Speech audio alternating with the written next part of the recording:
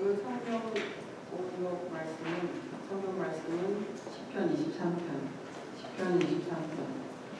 여호와는 나의 목자시니 내게 부족함이 없으리로다. 그가 나를 푸른 초장에 누우시며 실만한 물가로 인도하시는도다. 내 영혼을 소생시키시고 자기 이름을 위하여 의의 길로 인도하시는도다. 내가 사망의 음침한 골짜기를 다닐지라도 해를 두려워하지 않을 것은 주께서 나와 함께 하시니라. 주의 지팡이와 막대기가 나를 안위하시나이다. 주께서 내 원수의 목전에서 내게 상을 차려주시고 기름을 내 머리에 부으셨으니 내 잔이 넘치나이다. 내 평생에 선하심과 인자하심이 반드시 나를 따르리니 내가 여호와의 집에 영원히 살리로다. 아멘.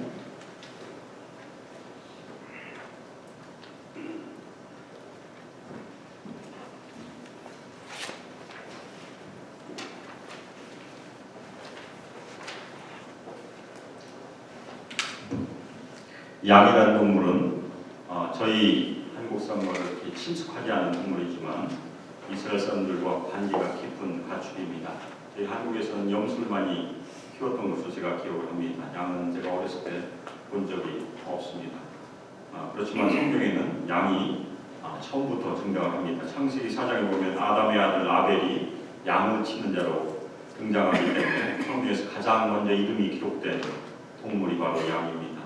양은 저희가 이해하는 것처럼 보통 온순한 동물로 알려져 있고 지독한 근시이기 때문에 앞에 가는 양의 홍무리를 따라가지 않으면 쉽게 길을 잃을 수 있다고 합니다. 또한 양은 자신을 보호할 무기가 없습니다. 무서운 발톱이 있는 것도 아니고 날카로운 이빨이 있는 것도 아니고 강한 뿔이 있는 것도 아니기 때문에 사나운 맹수인 늑대의 표적이 되는 이야기가 여러 가지 동화에 등장하기도 합니다. 양은 자신을 보호해주고 인도해주고 먹여주는 목자에게 전적으로 의존하게 되어 있는 그런 동물로 저희가 이해할 수 있습니다. 양은 또한 성경에서 하나님께 올려드리는 제물로 드려지는 동물이었었습니다. 그래서 양의 피를 흘려서 하나님께 드리는 그 제사를 저희가 구약에서 많이 볼 수 있습니다.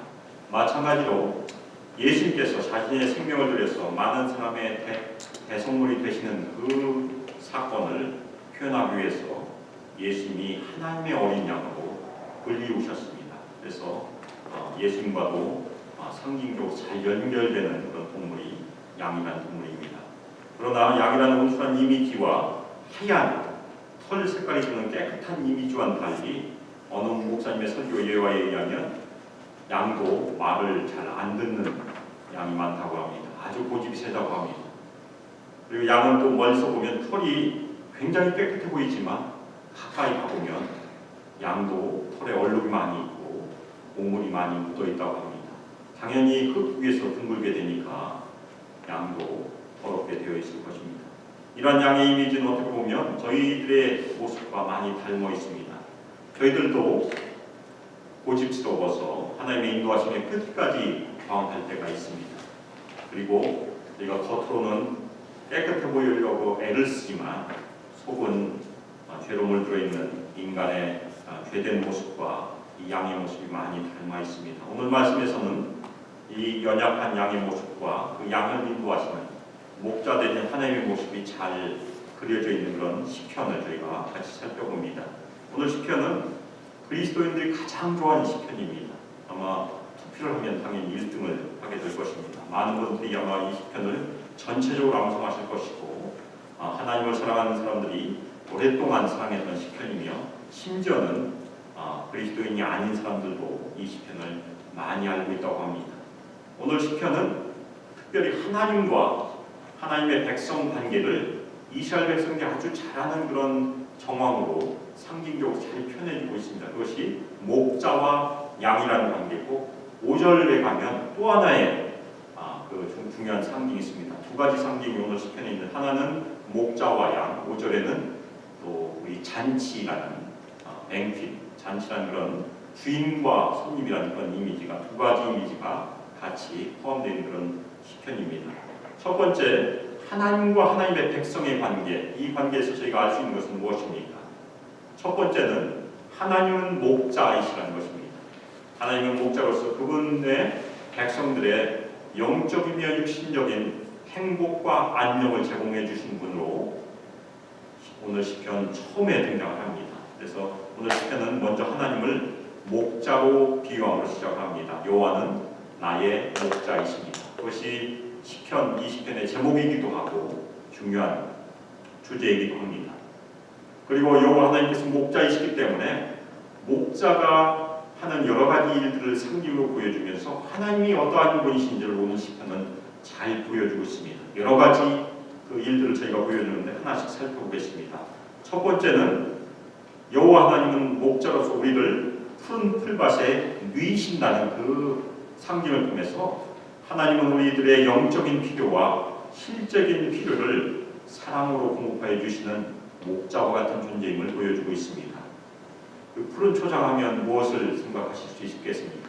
이스라엘은 비가 많이 오지 않기 때문에 푸른 초장은 봄에만 있다고 합니다. 그래서 봄에 아주 짙푸른 그 초장에 누워있는 양을 상상으로 그림 그려보시면 좋을 것 같습니다.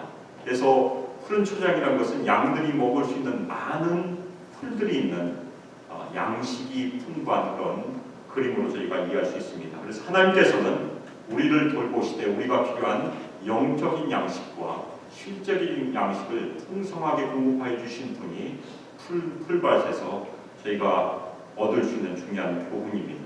하나님께서 우리 일상 삶에서 필요한 모든 것을 공급하여 주십니다. 저희가 인식하거나 인식하지 않고 저희가 숨을 쉬는 것이나 저희가 행동하는 모든 것이 하나님의 은혜의 손에 붙들려 있는 것입니다. 하나님께서 은혜를 거두시는 순간 저희는 이 땅에서 생명을 유지할 수 없습니다. 그 결과로 오늘 시편 기자가 어떻게 고백합니까? 오늘 보면 내게 부족함이 없으리로다 그렇게 고백을 하고 있습니다. 왜 그렇습니까?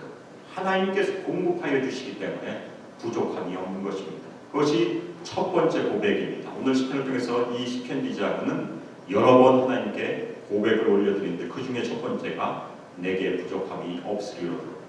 하나님께서 다 공급해 주시기 때문에 전혀 부족함이 없다는 그런 첫 번째 고백입니다. 두 번째는 하나님은 목자로서 양들을 쉴만한 물가로 인도하시는 분이십니다. 쉴만한 물가가 무엇입니까? 물이 풍성한 물가, 물이 흘러 넘치는 물가. 이스라엘에서도 또한 물이 그렇게 흔하지 않습니다. 물은 어디 가면 만날 수 있습니까? 오아시스 가야 만날 수 있습니다.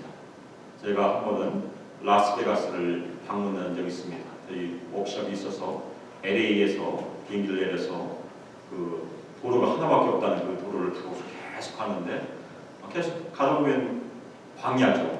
그런데 간혹 가다 보면 빛깔이 푸른 곳이 발견이 됩니다. 거기가 사람이 사는 곳입니다.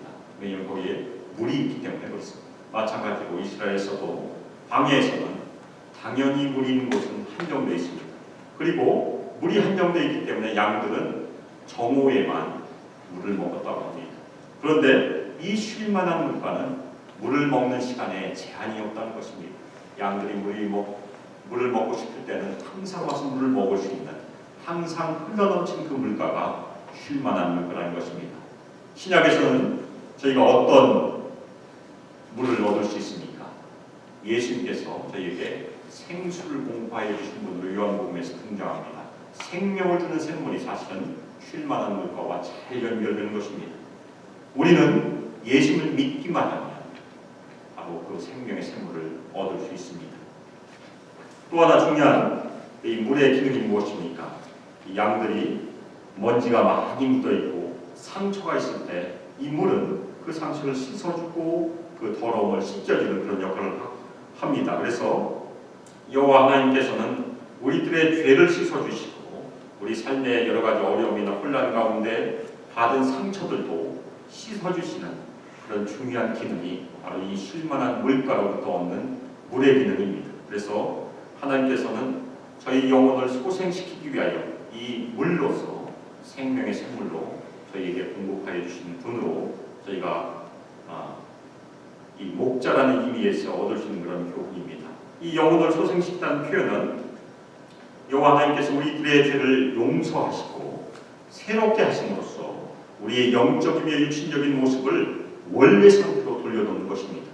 저희가 회개한다는 것은 원래 있었던 자리로 돌아간다는 것입니다. 우리가 탕자의 비유에서도 탕자가 돌아간 것이 원래 자신의 집이었었습니다. 우리도 회개하고 돌아가는 것이 본향으로 돌아가는 것입니다. 하나님의 온전한 형상, 완전한 형상을 회복하는 곳으로 가는 것이 저희의 영적인 순리의 길이 되는 것입니다. 그것이 영혼을 소생시킨다는 그런 중요한 표현에 숨어있는 영적인 진리입니다. 저희가 이 땅에서 가는 영적인 순리의 길은 본향, 우리의 고향을 향해서 가는 그 길입니다. 그러면 우리는 왜 이런 영적인 새로움을 공부받아야 할까요? 원래 양은 선한 목자의 인도가 아니면 길을 잃어버리게 되어 있습니다. 만약에 악한 목자를 만나게 되면 당연히 다른 길로 가게 되어 있는 것입니다.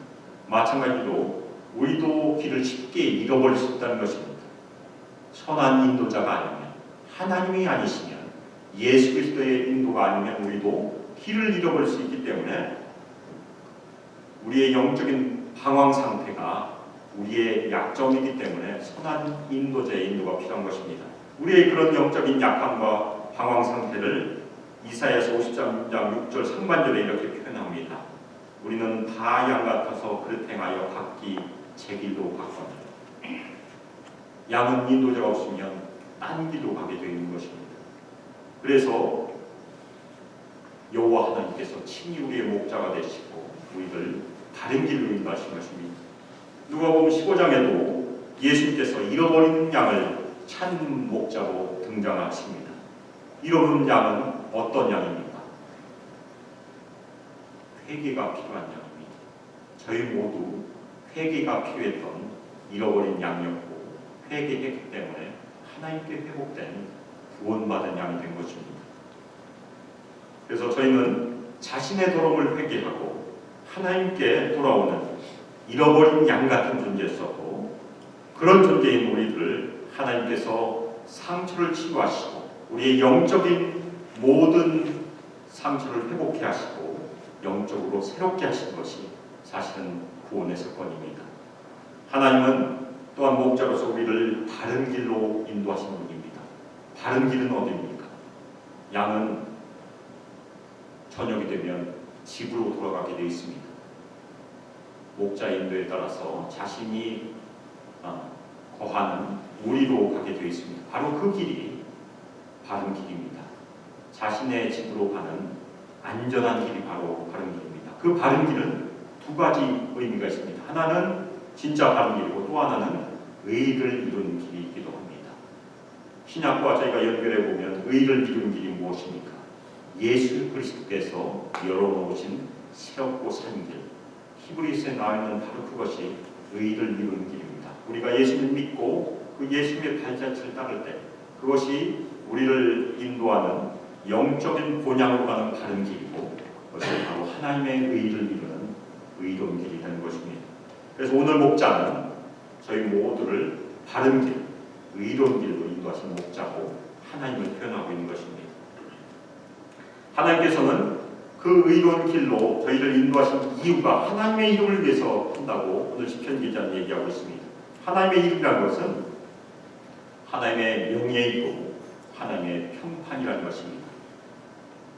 저희가 주기도문을 암송할 때마다 하늘에 계신 우리 아버지여 이름이 거룩히 여김을 받으시오며 바로 그것과 잘 연결이 되어 있습니다.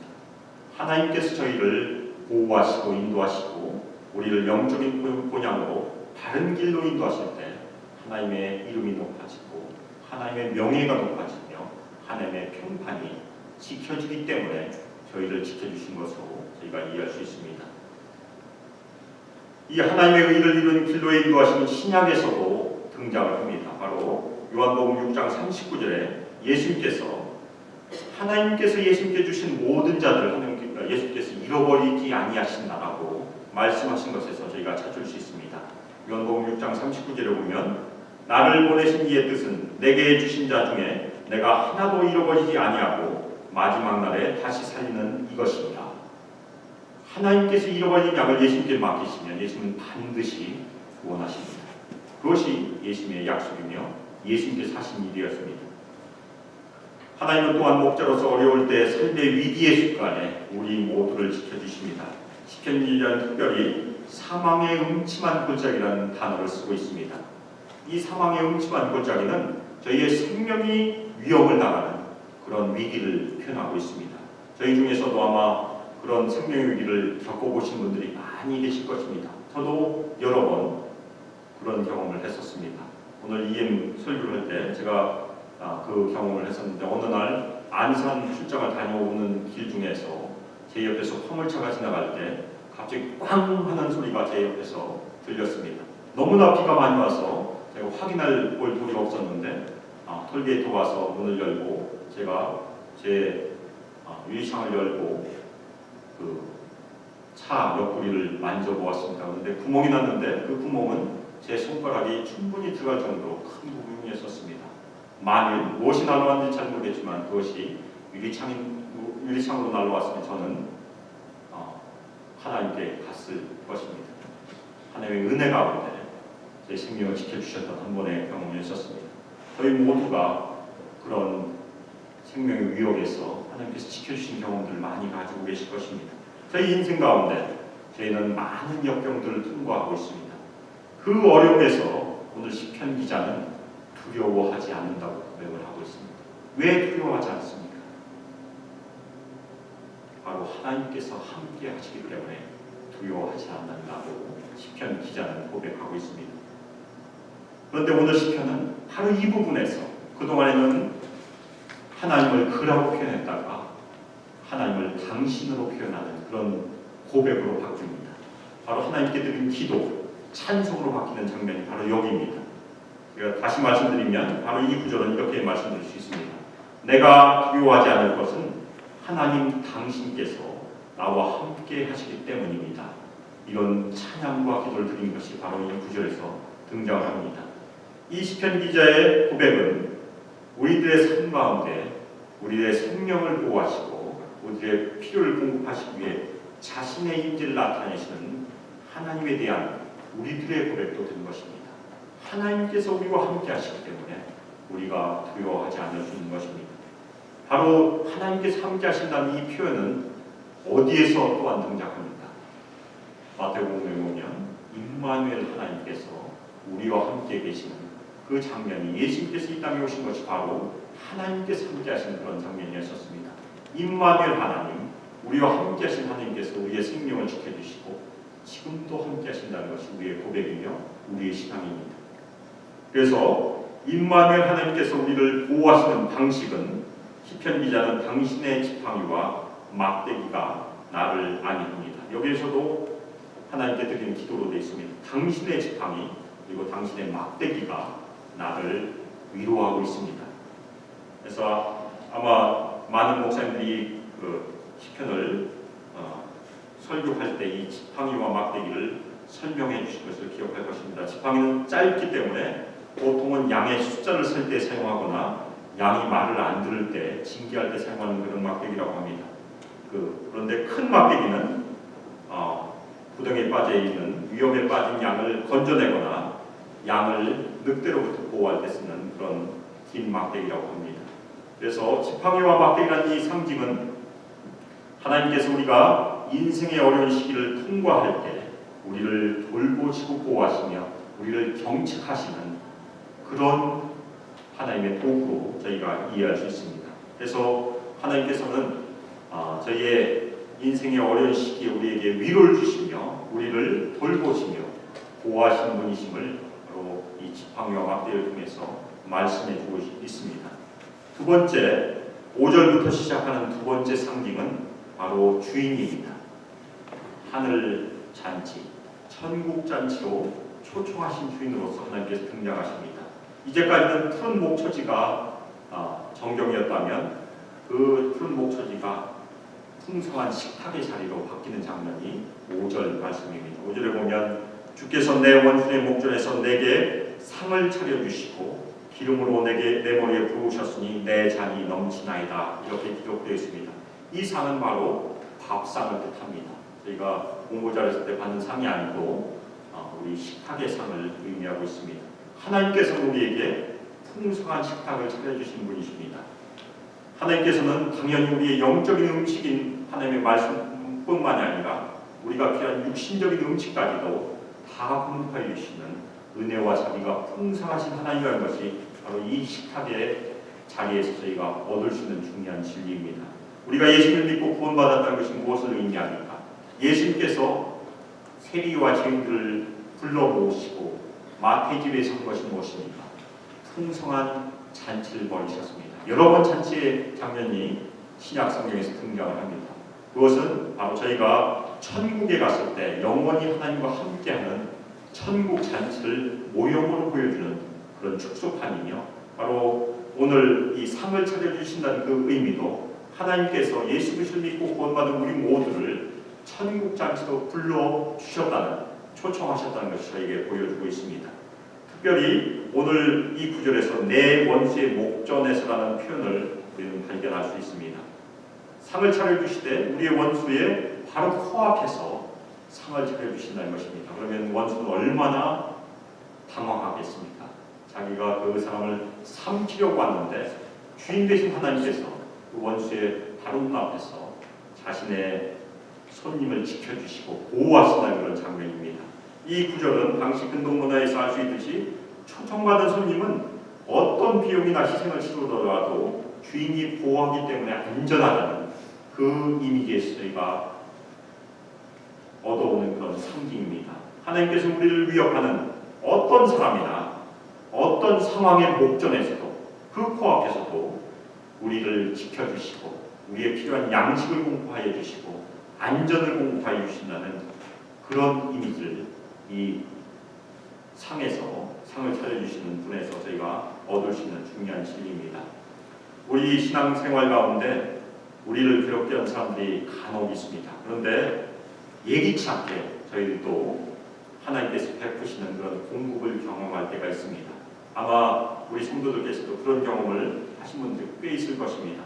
저도 위스콘신에 사역할 때 저를 힘들게 했던 친구가 있었습니다. 좋은 친구는 아니었고 간혹 가다가 말로 저를 어렵게 했기 때문에 좋지 않은 친구였었습니다. 그런데 여러 번 그 사람 앞에서 은혜를 경험한 적이 있습니다. 그 사람이 저를 놀렸을 때 그 놀린 대로 저에게 갚아준 경험이 몇 번 있었습니다. 그래서 그 사람의 입을 다물겠다는 그런 경험이 있었습니다. 그런 것처럼 저희가 힘들게 하는 여러 가지 상황이나 저희를 괴롭히는 사람 앞에서 하나님께서는 그 사람의 입을 다물게 하기 위해서 예기치 않은 은혜를 공급하여 주시고 자신의 사랑을 증거하실 때가 많이 있습니다. 하나님께서는 또한 주인으로서 우리 머리에 기름을 부어주십니다. 기름을 붓는다는 의미는 무엇입니까?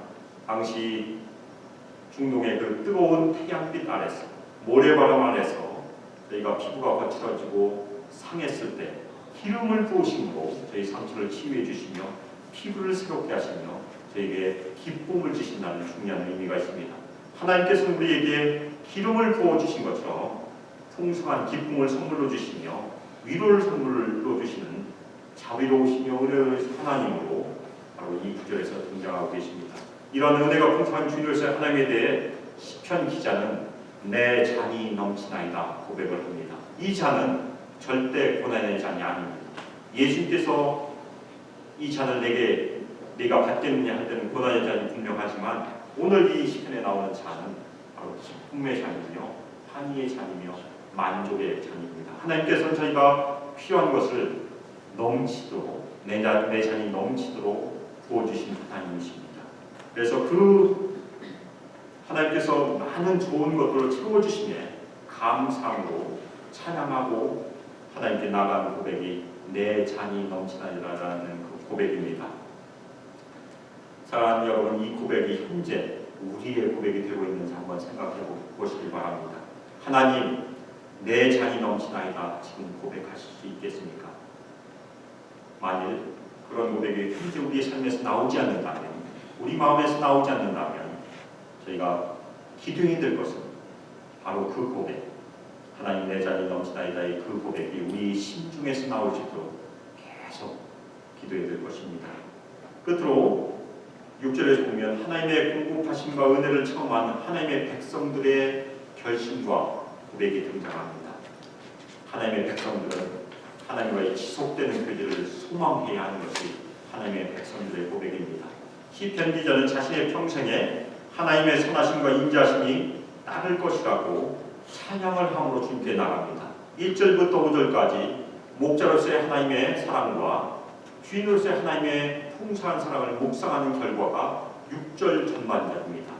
이제까지 하나님의 사랑을 다 묵상함으로 하나님께서 구하신 묵상함으로 시편 기자는 하나님께 나아갔습니다. 그래서 6절 전반절에 내 평생의 선하심과 인자심이 반드시 나를 따를 것입니다라고 하나님께 고백하고 찬양한 것이 첫 번째 찬양입니다. 그리고 두 번째 구절은 내가 여호와의 집에 영원히 살리다라는 결심으로 이 시편은 끝나고 있습니다. 내가 여호와의 집에 영원히 살리로다. 여기서는 이 여호와의 집은 좁게는 성전을 의미합니다. 물론 다윗이 이 시편을 썼을 때는 성전은 지어지지 않았습니다. 그렇지만 하나님의 회가 있는 장소는 분명히 있었습니다. 그래서 좁게는 하나님께서 임재하시는 그 성막이 되겠고, 넓게는 하나님과 교제하고 하나님을 예배하는 모든 것을 포함합니다. 마찬가지로 저희가 하나님의 집이라고 할 때 여기 예배당을 물론 저희가 생각하시면 좋겠죠. 그렇지만 저희가 일하는 모든 곳, 저희의 가정이나 저희의 직장이나 심지어는 저희 학생들이 공부하는 모든 곳도 저희가 하는 모든 일을 하나님께 예배로 드릴 때 하나님을 예배하는 곳, 하나님이 거하신 곳이 되는 것입니다. 그래서 저희 모두는 바로 그 하나님의 집에서, 우리가 일하는 사업체에서, 우리가 일하는 직장에서 하나님의 가르침을 받으며 하나님의 용서와 회복을 경험하며 하나님의 의로우신 인도를 배우며 하나님의 보호하심과 공급하심을 위해서 기도하고 찬양할 의무가 있는 것입니다. 저희 성도들이 꼭 따라야 할 것이 바로 그것입니다.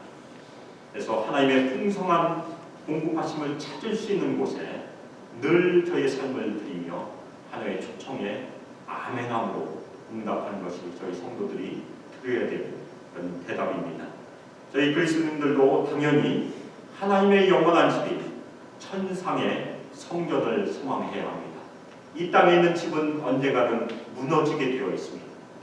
예수님의 말씀대로, 하나님의 말씀대로 우리가 가지고 있는 이 육신의 장막은 언젠가는 무너지게 되어 있습니다. 그렇지만 예수께서 다시 오시면 전혀 쇠하지 않는, 썩지 않는 새로운 장막으로 저에게 덧입혀 주실 것입니다. 그리고 저희가 예수님을 얼굴과 얼굴로 마주하면서 천국 잔치를 영원히 즐기게 될 것입니다. 그것이 저희가 바라봐야 되는 영원한 집인 하나님의 집입니다. 그래서 저희는 천국을 바라보면서 이 땅에서 하나님과의 지속적인 교제를 누리기를 힘써야 되는 것이 바로 내가 여호와의 집에 영원히 살리더라는 그 결심에서 얻을 수 있는 진리입니다. 그러면 오늘 말씀드린 이 목자라는 이미지나 주인이라는 이미지에서 주시는 그 풍성한 삶을 경험할 수 있는 비결을 어디에서 찾을 수 있을까요? 저희는 그 비결을 첫 번째 구절에서 먼저 찾을 수 있습니다. 그 첫 번째 구절은 하나님은 나의 목자라는 그 구절입니다. 특별히 나이라는 단어에 저희가 강조점을 두시기 바랍니다. 왜냐하면 하나님과의 개인적인 친밀한 관계가 오늘 말씀드린 여러 가지 복을 누릴 수 있는 비결이라는 것입니다. 다른 사람은 아무 상관이 없습니다. 내가 예수 그리스도를 믿고 하나님과 관계를 맺고 또 하나님께 순종함으로 그 관계가 유지가 될 때 하나님께서 저희에게 풍성한 복을 선물로 주시다는 그런 말씀입니다. 그래서 복음은 전적으로 관계에 대한 것입니다. 저희 영어로 말씀드리면 Gospel is all about relationship. 관계에 대한 것입니다. 왜냐하면 저희가 예수 그리스도를 믿음으로 예수님과 관계가 이루어지고 하나님의 아들과 딸이라는 관계가 이루어집니다. 그리고 또 하나 중요한 관계는 멀리 있던 저희 모두를 성도라는 서로 사랑하는 관계로 묶어두셨다는 것이 또 하나의 관계입니다. 그것이 예수님을 믿고 저희가 하나님 아버지와의 관계가 이루어지며 성도와의 관계가 이루어진 것이 바로 하나님께서 주시는 친밀한 관계라는 것입니다. 그것이 나의 목자신이라는 그 구절에서 저희가 찾을 수 있는 첫 번째 비결입니다. 우리가 이 땅에 살면서 하나님 아버지를 각자의 목자로 모시고 따르고 순종할 때 우리는 예수 그리스도 안에서 영적으로나 육신적으로 풍성한 삶을 경험할 수 있게 되는 것입니다.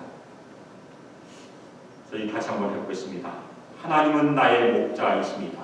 하나님 나의 목자이십니다. 이 고백이 매일매일 되풀이 되기를 예수 그리스도의 이름으로 축복합니다. 그러면 그런 삶을 또한 항상 지킬 수 있는 비결이 무엇입니까? 그 약속과 결단은 또한 무엇이겠습니까? 내가 여호와의 집에 영원히 살리로다. 내가 여호와의 집에 영원히 살리로다. 같이 해보겠습니다. 내가 여호와의 집에 영원히 살리로다. 저희 모두가 믿음으로 하나님을 목자로 모시고 따르기를 예수 그리스도의 이름으로 축복합니다. 그리고 우리의 영적이고 육식적인 필요가 매일매일 풍성하게 채워주시고 저희 사업을 통해서나 저희 직장을 통해서나 저희가 하는 모든 일을 통해서 하나님께서 저희의 모든 필요를 채워주시기를 예수 그리스도의 이름으로 축복하며 기도합니다. 그리고 저희가 여러 가지 이유로 상함과 어려움이 있을 텐데 또 하나님께서 부어주신 회복과 인도하심이 저희 삶 가운데 흘러넘치기를 예수 그리스도의 이름으로 축복합니다. 그래서 하나님의 풍성하신 사랑으로 공급하심과 보호하심의 축복이 저희 모든 성도들에게 임하기를 예수 그리스도의 이름으로 축복하며 기도합니다. 계속해서 저희가 침례식을 거행하도록 하겠습니다. 우리 최욱준 형제하고 민동수사에 앞으로 나오시길 바랍니다. 합심기도는 침례식을 마치고 침례식 또한 진행하도록 하겠습니다. 앞으로 올라와 주시고 제가 침례 문답을 말씀드리겠습니다. 그래서 동의하시면 아멘으로 대답하시면 됩니다.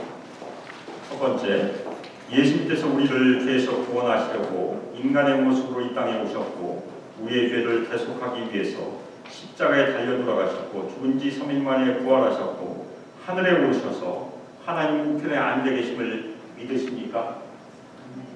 대답이 조금 적은데 다시 한번 물어보겠습니다.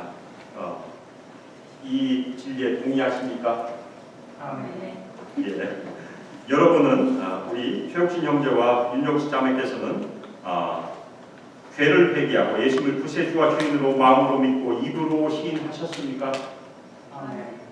예. 세 번째, 우리 최욱신 형제와 윤정수 자매는 남은 평생을 항상 예수님의 가르침을 배우기를 힘쓰고 그 가르침에 사랑으로 순종할 것을 오늘 많은 증인들 앞에서 우리 소망교회 앞에서 약속하십니까? 아멘.